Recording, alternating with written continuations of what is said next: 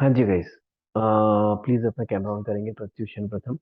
तो मैं आप लोगों को बता रहा था किस तरीके से अप्रोच करना है। तो आपको सबसे पहले तो जब भी कोई चीज रिवाइज करनी हो, पहले ये देखा करो मेरे को सबसे ज्यादा टाइम लगाना किस पे। तो जो सबसे इंपॉर्टेंट चीज है उन पे सबसे ज्यादा टाइम लगाओ।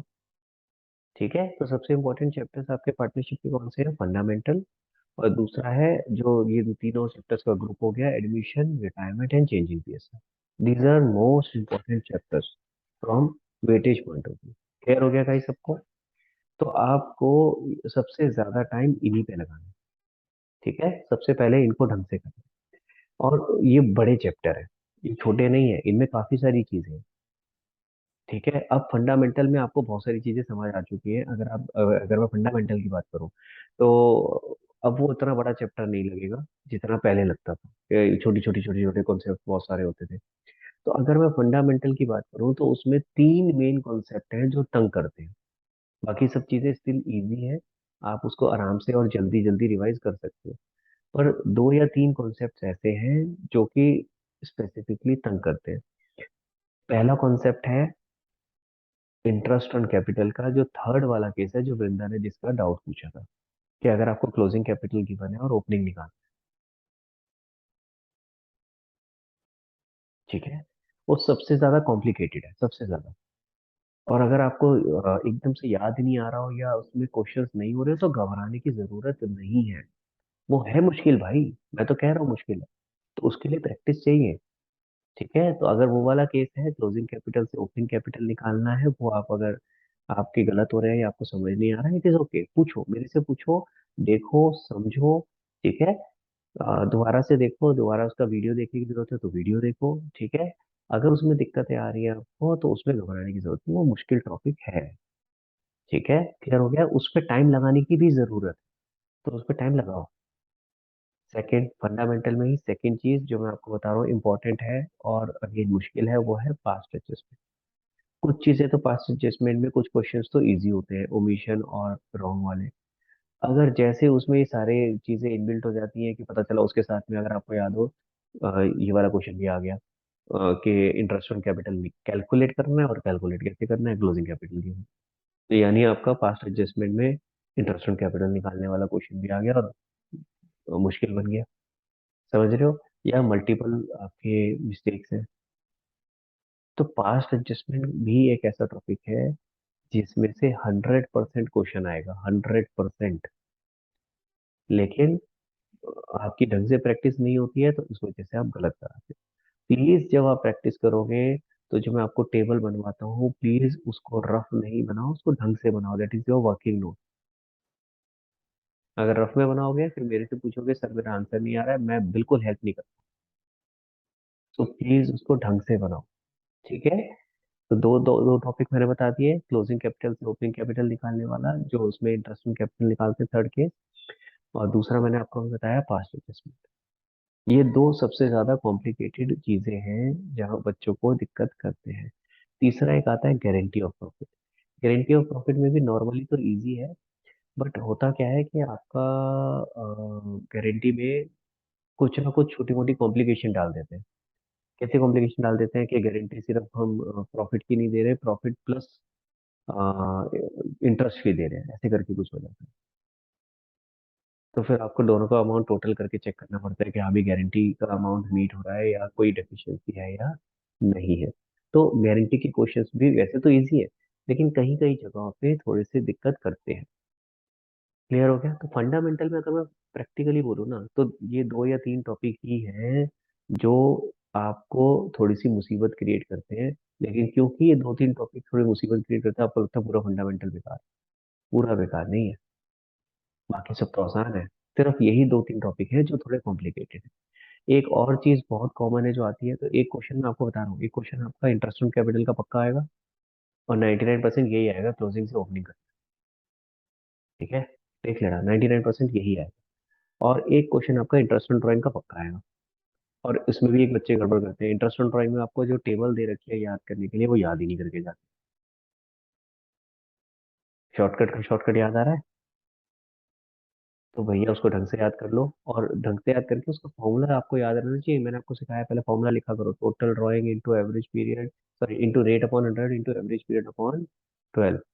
पहले फॉर्मूला लिखो, फिर उसके बाद उसमें लिखना शुरू करो। टोटल ड्राइंग जैसे लिखोगे तो याद आ जाएगा कि अगर मंथली ड्राइंग दे रखी है तो 12 से मल्टीप्लाई करना है, अगर आपको क्वार्टरली दे रखी है तो 4 से मल्टीप्लाई करना है, नहीं तो ये भूल जाओगे, फिर याद नहीं रहने वाला। क्लियर हो गई मेरी बात? समझ में आई? तो आपको जब रिवीजन करना है तो आपको पता होना चाहिए कि मुझे सबसे पहले एक तो इन दो चैप्टर्स पे फोकस ज्यादा करना है, ये इनमें टाइम लगेगा। ठीक है। दूसरी चीज, आपको पता होना चाहिए इन दो चैप्टर्स में भी किन टॉपिक्स पे मुझे ज्यादा टाइम लगाना है। फॉर एग्जाम्पल फंडामेंटल में इन तीन टॉपिक्स पे आपको ज्यादा टाइम लगाना है जो मैंने आपको बताया। ठीक है। उसके अलावा अगर मैं वापस आता हूँ एडमिशन, चेंजिंग पीएसआर, ये इन सारे टॉपिक्स पे, ठीक है, जो आपके तीनों चैप्टर थे, एक सेकेंड। तो चेंज इन पीएसआर, एडमिशन और रिटायरमेंट वाले पे, तो इसमें आपको जो दिक्कत करेगा क्रिएट वो है कैपिटल एडजस्टमेंट। लेकिन वो आप तभी प्रैक्टिस कर सकते हो और रिवाइज कर सकते हो जब आपका उससे पहले के सारे टॉपिक क्लियर है। तो इसलिए उस पे पहुंचने से पहले पहले बाकी चीजें क्लियर करो। कुछ कॉम्प्रिहेंसिव क्वेश्चंस करके देखो, अगर वो ठीक हो रहे हैं, फॉर एग्जांपल तीन चार कॉम्प्रिहेंसिव क्वेश्चन कर लिए, अगर वो ठीक हो रहे हैं then you should move on to capital adjustment, उससे पहले नहीं। और बाई चांस अगर मान लो 1% आपको कैपिटल एडजस्टमेंट दिक्कत आ रही है, नहीं भी आया एग्जाम में और आपको कैपिटल एडजस्टमेंट में कॉन्फिडेंस नहीं है कि मैं ठीक कर पा रहा हूँ, कोई बात नहीं, वो तो लास्ट स्टेप है ना यार।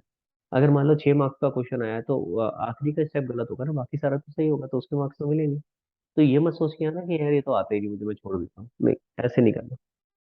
हाँ, अगर चॉइस में क्वेश्चन आ रहा है और दूसरा चॉइस में आपको कैपिटल एडजस्टमेंट नहीं है तो वो जरूर है कि दूसरी चॉइस वाला क्वेश्चन आप कर सकते हो।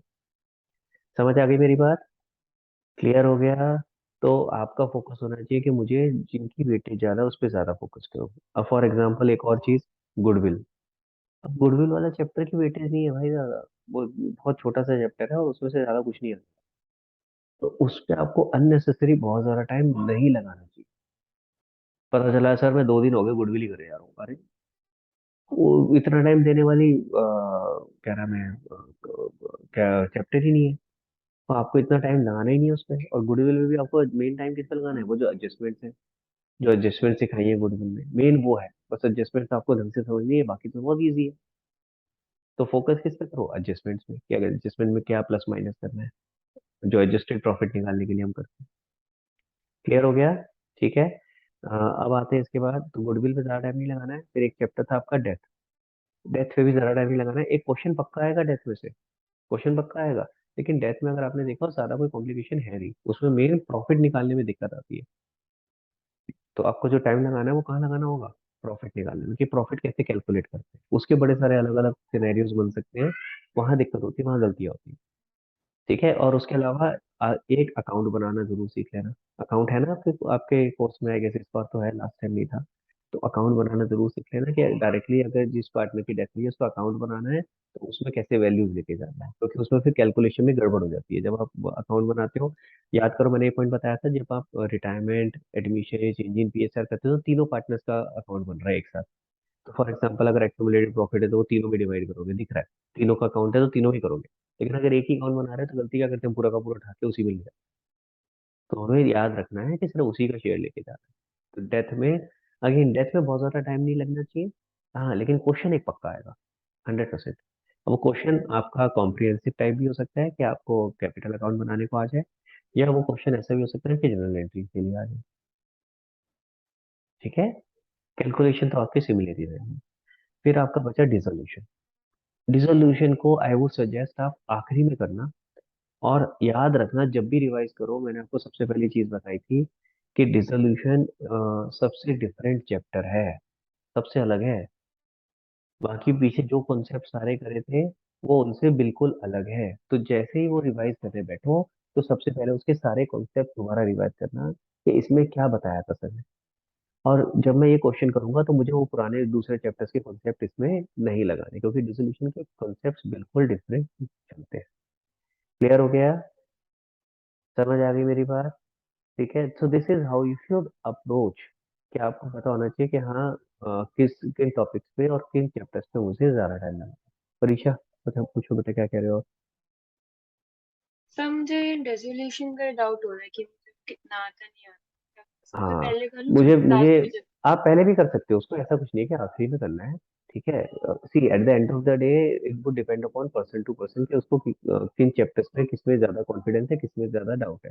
तो अगर आपको और मुझे लग रहा है डिसोल्यूशन का, फ्रैंकली मैं सही बताऊं, मुझे भी लग रहा है कि डिसोल्यूशन का थोड़ा सा आपका इतना बढ़िया तरीके से खत्म नहीं हुआ जितने बाकी सारे चैप्टर खत्म हुए। आई डोंट रिमेम्बर क्या रीजन रहा था, कुछ वो स्ट्रेच हो गया था लास्ट में। तो मुझे ढंग से याद नहीं है कि क्या रीजन था, बट मुझे ये याद आ रहा है कि डिसोल्यूशन इतना बढ़िया तरीके से खत्म नहीं हुआ था। हाँ बताओ परीक्षा। उसके डाउट्स ही डिस्कस। अच्छा अभी तक डाउट से डिस्कस नहीं हुए, ओह सॉरी। तो फिर एक काम करते हैं कि नेक्स्ट में सबसे पहले डिसोल्यूशन ही कर लें, नेक्स्ट क्लास में आप लोग पहले डिसोल्यूशन रिवाइज कर लो, हम नेक्स्ट क्लास में सबसे पहले डिसोल्यूशन के डाउट ले लेते हैं। अब वृंदा ऐसे करिए सर, इतनी जल्दी है। चलो नेक्स्ट क्लास में नहीं लेते, नेक्स्ट टू नेक्स्ट क्लास में ले लेंगे, ठीक है। ऐसे कर लेते हैं, मुझे पता है कि थोड़ा सा टाइम भी हो गया है, अपने डाउट्स भी पढ़ने पड़ेंगे क्या है क्या नहीं है, क्वेश्चंस को एक बार दोबारा देखना पड़ेगा, तो प्लीज लेकिन ये देख लेना। फिर ऐसे नहीं होना चाहिए कि यार जब हम लेने बैठे हैं सर मैंने तो अभी देखा ही नहीं है वाला चैप्टर, मुझे तो याद ही नहीं क्या डाउट्स, ऐसे मत करना प्लीज।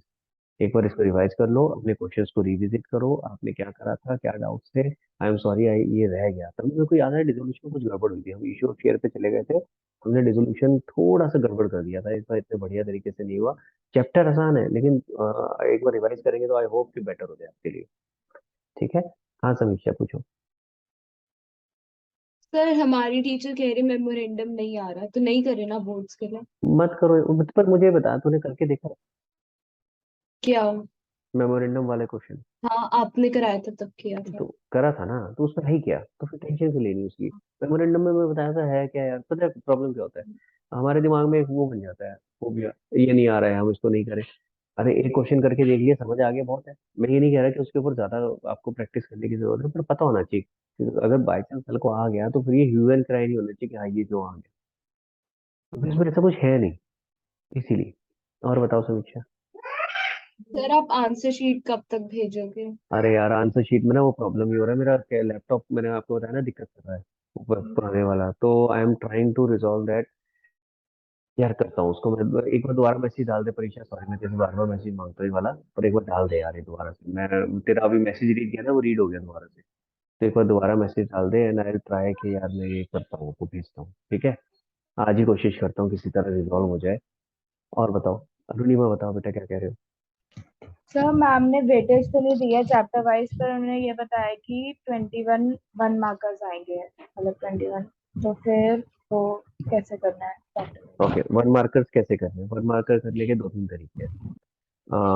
आपके हर चैप्टर के पीछे वन मार्कर्स दे रखे हैं, आपके आजा, आपके हर चैप्टर के पीछे वन मार्कर्स दे रखे हैं, ठीक है।